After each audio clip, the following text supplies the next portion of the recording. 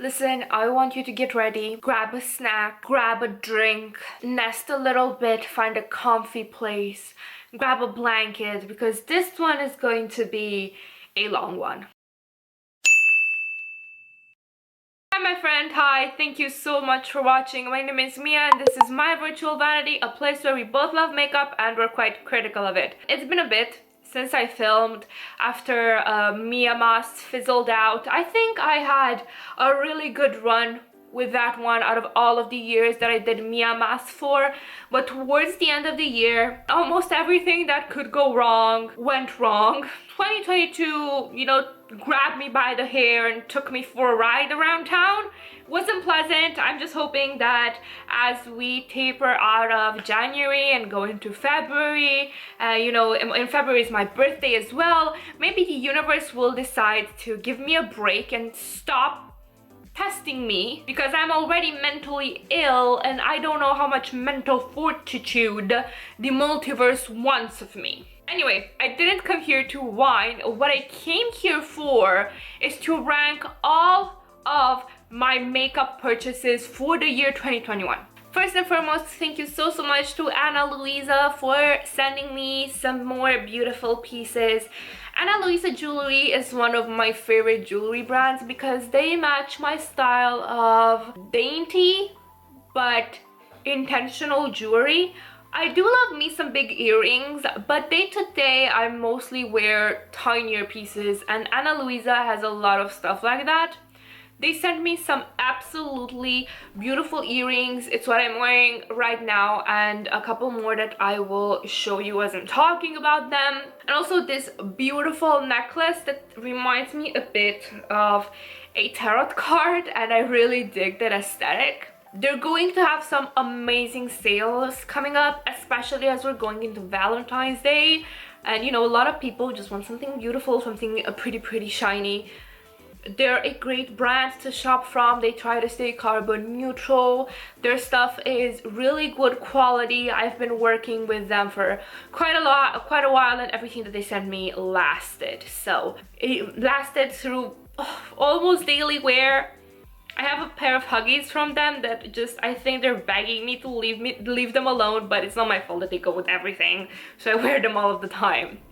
So yeah, don't forget to check out Ana Luisa, and let's get on with the video. Now, if you've been here with me for a bit, you will know that in 2021 I established a beauty budget. Beauty budget that served me very well for the better part of the year, like the first half, first 3 quarters, all good and dandy. I followed my rules, but then as my life started getting more and more chaotic, as I started to address other concerns in my life, I decided that the budget wasn't serving me anymore. I didn't go buck wild with purchasing, but I decided that I needed to conserve my energy for things that were more pressing to me in my life. Because the budgeting thing, I do it out of an exercise of self-control and appreciating what I already have. I don't do it for my finances. I don't do it because I have a shopping addiction. I do it because it's fun to test myself that way. And when it stopped being fun, when it started being burdensome, when it started taking away energy that I could use to other parts of my life that needed it, that's when I went like, yeah, okay, we're canceling you mid-season. So that's what happened. Nonetheless, I think it's really fun to take a look at the last year, what I liked, what I didn't like, what I kept, what I didn't keep, and see how well I did in being discerning with my purchases, even though I lacked a budget towards the end of the year. Okay, without further ado, before we hit the 5-minute mark, I've just rambled long enough. Let me take a look at my phone and let's see the ranking. So for my ranking, I used Tier Maker. These are the following categories. From bottom to top: bamboozled and disappointed. You know, what it says on the tin. The other is below expectations. I really wanted more of these, but they didn't deliver. Doesn't necessarily mean that they're bad products, just that, you know, I either got catfished or maybe I just projected too many expectations on them. Mid-tier category is not great. Not terrible. Things that I might like, but I know that objectively they're so-so. Afterwards is love triple exclamation mark because we are embracing the unhinged chaotic energy of using multiple exclamation marks in 2022. And last but not least, would sell my soul for. And these are obviously my favorite purchases of this year. Okay, let's start with bamboozled and disappointed. And the first item in this category is the Apio PK07 blush. I saw Pony Park use this in a video and on her it looked absolutely lovely. It looked like the palest shade of petal pink. Like a fae just placed a glamour of attractiveness on you. I figured it would work for me as well, but no. This is a blush for ghosts. If you're paler than me, it might work. On me, it just did not show up at all. It completely blended with my skin tone. I think I had to layer it 100 times for it to start showing up. And you know, as far as I'm concerned, there are plenty of pink blushes in my collection that don't take as much work and don't make me burn calories applying them. So needless to say, this was a disappointment. The other one was the True Skin concealer from Catrice. It was fine at first, but then the more I used it, the more I got annoyed with it. It doesn't look nice unless I use a beauty blender. It's not great at spot concealing. It was too yellowy, too liquidy, and it simply didn't compare to its less hyped, but my holy grail, the Catrice Liquid Camouflage. Another concealer disappointment is the Glossier concealer. I do make some stupid ass purchases. I don't know why I bought this. I knew it was low coverage. I'm not a low coverage concealer bitch. I look undead if I don't use concealer. You can see in my eyes and under my eyes that life punched me in the face repeatedly in the last few years. I don't know what I expected. I thought it would be magic maybe, because everyone raves about this and says that it's just magical, it just touches you up a bit. And it did cover up a bit of my dark circles, but it seems that on the effect on me isn't that I looked a little more rested, it's that I looked worse. I looked even more tired because you could tell that there was concealer on them, but it wasn't doing enough of a good job. So instead of looking naturally tired, I looked more tired and trying to cover it up. However, I do enjoy using this as a foundation all over the face, so I will get my money's worth out of it. It's just I don't know what was going. I don't know what I expected. What was I thinking? Last but not least in this category of disappointed and bamboozle is the Maybelline Great Lash. Again, a very hyped mascara, and it's fine. But it doesn't do much of anything, and I expected it to be a new holy grail because everyone was hyping it up. So in this case, I don't think it's the mascara's fault, it's just everyone who said that's better than sliced bread. I find that this mascara makes the lashes fluffy. It makes them very lovely and dainty and natural looking. It doesn't smudge on me, which is unfortunate because not a lot of mascaras do. And also, another issue that I had with it is that it just tints the lashes a bit. Maybe lengthens them, but no curl, no volume, no nothing. So I really wouldn't repurchase. Let's go to the next category, and the next category, if you remember, is below expectations. I will start with the Catrice Pore Filling Primer. I don't think this does much of anything. I mean, it's a good primer in that it does make my makeup last a bit longer, but it's not really that pore filling, and it has a scent to it. It's not objectively a bad scent, but it's one of those scents that do bother me. Then we've got the Catrice True Skin Foundation, which looks absolutely lovely everywhere else except my nose. No matter what I do, it doesn't like sitting on my nose. I tried donating this one, no takers yet. Some people asked me, unrelated, tangent now. Some people ask me where I donate things. Facebook groups. So I'm in a few Facebook groups that are like free cycle groups or donation recycling groups. And people there just put stuff that they don't need in the house, and anyone can like pick it up or say I want this. And that's what I do with the makeup that I am able to sanitize. Things such as lipstick, lip glosses that weren't claimed by any of my friends do end up in the trash, because I am not about to swap germs with a complete stranger. However, my first line of attack for decluttering are my friends. I've got a couple of friends that are not as much into makeup as I am because they're not obsessed little goblins, but they do enjoy the occasional color to dust. And so I ask them first if they want anything. If they don't, it goes to the groups. That's it. So I try to donate this, and I usually try to finish up stuff, but this one just pissed me off. Next is the Charlotte Tilbury Pillow Talk blush, which objectively is a fine blush. It's got a pretty sheen, but everyone said that this was like a universal beautiful shade. It's not. It pulls warm on me, which I did not expect because the lipstick pulls pink nude on my skin tone, but then the blush doesn't seem to match because it pulls a bit warmer, and I feel that it overpowers everything else that I choose to match with it because of that warmish shimmery undertone that it has. I will use it, it's just that it's not what I expected out of it, considering that everyone was literally sucking its dick. Another disappointing blush, and this is like quite disappointing to me, is the Bare Minerals On The Mauve blush. Again, a dumb purchase, because when I swatched it, I was thinking, oh, but it looks a little bit too dark. But then the woman at the counter said, oh, don't worry, they just blend out just fine and it's gonna be okay. So I believed her because I'm a dumbass. And the color was very pretty and I really wanted to try Bare Minerals. It does sheer out.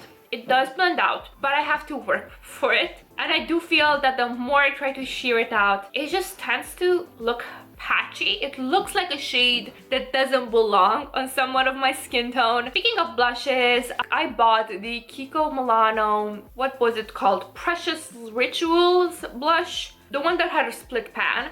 And I bought it because the swatches on my hand under the store lights looked absolutely lovely and luminous.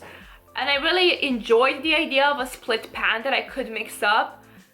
But then the reality hit me that whenever I wanted a similar color, I was using any other of my other blushes. And that on the cheeks it looked more matte than luminous. And so I gave this away to a friend that loves her matte blushes. And she's been enjoying that. But yeah, it's another purchase that I expected something out of it. And it didn't give me what it was supposed to give. And I also feel that other blushes from Kiko Milano were much prettier than this one. Glossier Future Dew. Again, something super hyped. I will probably do a overhyped makeup video soon enough because I keep collecting them. I keep making some dumbass purchases. This is just fine. It's a hydrating, slightly sticky, oily, hybrid-ish primer thingy skincare combo. It's okay. I don't know. It's just very rarely does a product leave me without words, but I don't know how to express why I'm dissatisfied with this because I am, and I'm not sure if it's objective because the product is just another hydrating sort of sticky primer, or because everyone and their mother said it was the next coming of makeup Jesus, and I don't feel that way. Last but not least, the Physicians Formula Butter Bronzer. Again, this is just fine bronzer. It pulls a bit too warm on me, but it's fine because it's not that kind of unpleasant, rolled around in the mud warm. So I can make it work. I just expected more. I think, again, it's a case of overhyped makeup that I kind of built up in my head because so many people were talking about it. But then, as we all know, nothing ever lives up to the expectations of something that was so gossiped about and so built up on, because people's collective conscious and imagination will always be better than whatever reality is. Okay, not great, not terrible. The Lumene highlighter is a pretty natural highlighter. Nothing outstanding, but it's cute. The, whatchamacallit? The By Terry Beach Bomb palette is nice. It's got like a luxurious palette. I love packaging. I love using it for the packaging alone. The blush colors are very pretty, but very saturated. The highlight is very subtle. The bronzer is too orange, but it's fine used as an eyeshadow. Why I'm putting this in this so-so category is because it's pricey. It's not perfect. I would have never purchased it at full price, but I got like a great deal for it, like more than 50% off. So it's just something pretty that's not quite perfect. The e.l.f. Putty Blush, and I think this one is in Turks and Caicos. I don't know if I'm pronouncing that right. Very, very pretty cream blush. What I don't like is that it does tend to dry in its packaging, so I need to warm it up with my finger first. I can't apply it with a brush. Honest Beauty Blush in Peony. Lovely cream blush. It looks fine. The Cupio blush in Candy, maybe. I don't remember the name. Very pretty matte-ish pink blush. It's fine. Lancaster liquid for face bronzing. I liked using this in the summer because I did get darker a bit on my body, not by much, but then my face wouldn't because I use SPF religiously. So I liked using this all over the face and then foundation on top, or as a liquid bronzer on the periphery of my face. This was nice, lots of product, quite pigmented, but it didn't disappoint me, it didn't wow me either. This whole category is like this. They're fine, I'm keeping them, I enjoy using them. They just don't make me want to write poetry about them. MAC French Silk, I love the color, I've been using it a lot. The fault that this has is that it has the type of formula that if you layer it, it starts looking layered up, it starts looking a bit cakey. This is best applied either over chapstick in one thin layer or over lip liner in one thin layer. The Rare Beauty Mini Trio, this has a liquid lipstick, very beautiful red color, very comfortable formula. If I didn't have 1,000 other lipsticks, I would probably buy a full size. We've got the highlighter in Mesmerize, maybe. Beautiful highlighter formula. I'll try to pan this, and if I still like it when I'm done, I'll probably buy a full size. Then it's got the liquid blush, which is denser than lead. Beautiful color, but it's so easy to go overboard with this, and that's why this set is hit and miss for me, because the others are so intuitive and easy to use, and then the blush hits you like a battering ram. You need to apply just one dot, maximum two if you want to look a bit like a clown, and then you're good to go. However, your mileage may vary depending on skin tone, skin type. On me, if I use as much as I use other cream blushes, I look ridiculous. The Arcancil lip oil was a purchase from TK Maxx. Never heard of this brand before. It's quite pleasant to use. It's a really nice lip oil. It hydrates the lips a bit. It doesn't like fix them like other lip oils that I've used do, but it's nice. It's pretty sparkly. Nothing to complain about. Last but not least, the MUA highlighter in Peach Diamond, which is what I have on right now. A very beautiful duochrome highlighter, but if I want to layer it to look completely shiny and reflective, it does tend to look a bit textury. You can't see it because the camera forgives a lot, but I am a bit texturized at the moment. I put up my hair because I'm warmed up a bit, and I was starting to feel sweaty, so there's that. Up next in the love category, the Danessa Myricks Clear Dew Wet Balm. Absolutely lovely, and it's so universal. It goes with every look. It's non-sticky, it's reflective without being shimmery, giving that wet look. The Fenty Beauty Petal Pop Cream Blush, lovely color, makes my face look very naturally pretty, very English rose type of pretty, naturally dewy. Really love that color as well. The Glamshop Nie Zapominajka palette is a very beautiful purple periwinkle palette, and it's what I have on my eyes currently. Absolutely lovely. The only downside maybe is that the mattes are a bit powdery, but I don't mind.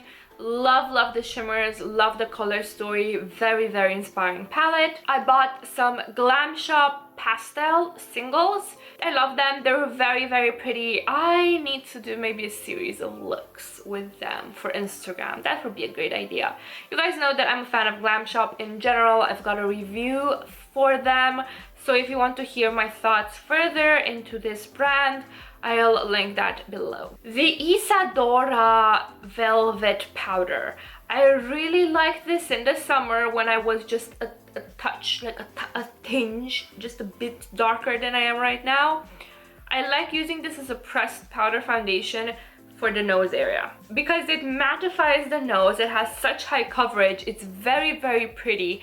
And so I would use a hydrating luminous primer everywhere else and then this in the T-zone, and it would look absolutely natural and lovely for summer without feeling like it was suffocating under layers of foundations like I tend to do in the summer in general. A couple of lipsticks that I loved: MAC Teddy 2.0, MAC Breakthrough. Love these. Very beautiful, soft, matte, blurring formula, highly flattering shades. Glossier Generation G, the pink one in Crush, I believe. I love the Generation G formula. I had one in Cake, and that unfortunately is gone because it expired. It was bought way before the pandemic, and I was so sad to let it go, but it was starting to smell and taste like stale crayons. But yeah, beautiful formula, beautiful color. The Neve Cosmetics Glass Glow Powder is a very pretty subtle duochrome highlighter that has a translucent base with a slight pink shift. It's very pretty for someone that's just getting into duochrome highlighters, that wants a little bit something special but doesn't want to go overboard. The Neve Cosmetics pencils, I bought some in Ebano, Liquirizia, and Melanzana, I think Melanzana, yeah. I love the Neve Cosmetics pencils. They're my holy grail for both lip and eye pencils, and I really wanted a variety of colored pencils that were close to black but not quite. The number 7 pressed powder, like the airbrush finish, the one that people hype up to be the dupe for the Charlotte Tilbury powder. It's a really good powder. I like it for all over the face, I like it for under the eyes, I like it to set. I don't know, man, I can't really wax lyrical a lot about powders. It just makes me look pretty. This has a soft satin matte finish. It doesn't make me look too dried out, but it doesn't leave me dewy either. It's very pretty middle of the road in that regard. Last but not least, the would sell my soul for category. The ones that will make me write poetry to immortalize them through the ages. The best of the best of what I purchased this year. Burt's Bees lip balms. I have 4 of these. They're so pretty. They are slightly tinted, they're hydrating, and I have an issue with some lip balms where they dry out my lips instead of doing them better.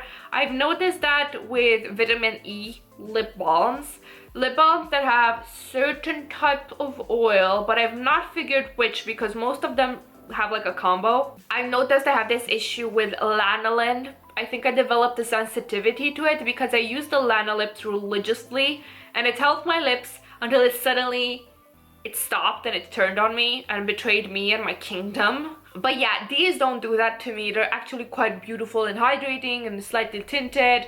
I use them a lot with colored makeup looks because they match without being too overpowering. Next one would be the Bare Minerals Tinted Moisturizer, which has become one of my holy grail base products.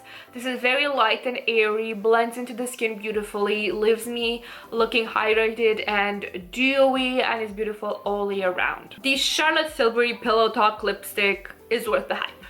At least for people that look thereabouts like this in undertones and general skin depth. I do recommend it. It's a beautiful, beautiful pink my lips but better shade. The Essence Shine Shine Shine lip glosses have been a holy grail lip gloss formula for a long time for me, and I recently repurchased the clear variant, which I use when I don't know how to match my lips with my look, which I use before makeup so I can prep my lips for lipstick, which I use when I'm just faffling around the house and I just want something on the lips.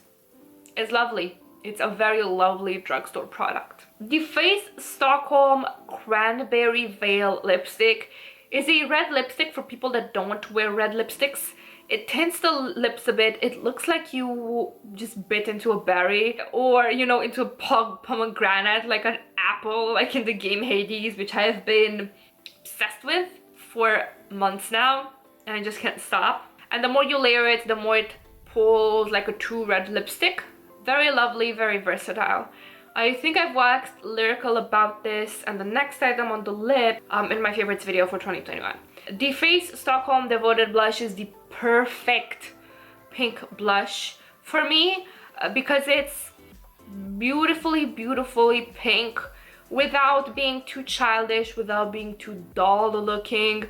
It has a slight sheen without being shimmery or reflective. Beautiful formula. The Huda Rose Quartz and the Urban Decay Ultraviolet are two of my favorite palettes this year. The Huda Rose Quartz is a beautiful neutral with a twist color story, and I love every single shade in it except the disgusting Petri Dish shade. For more details, I have a review on that.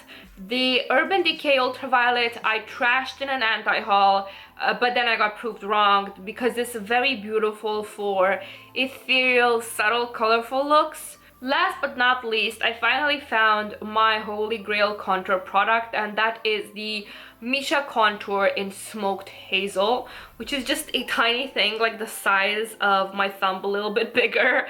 So it's annoying that it's so tiny, but I'll probably don't need that much more than, you know, what they give me. It's a very beautiful, pale, cool toned color that doesn't look artificial on me. It really chisels me out, and I can use it as eyeshadow, I can use it on the nose, I can use it on the cheeks. Very beautiful, very excellent color.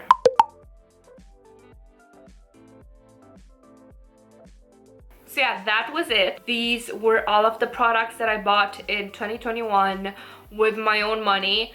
I got sent stuff, received stuff from vouchers, but I'm not counting those because those I didn't spend my money on, so I value them a bit differently.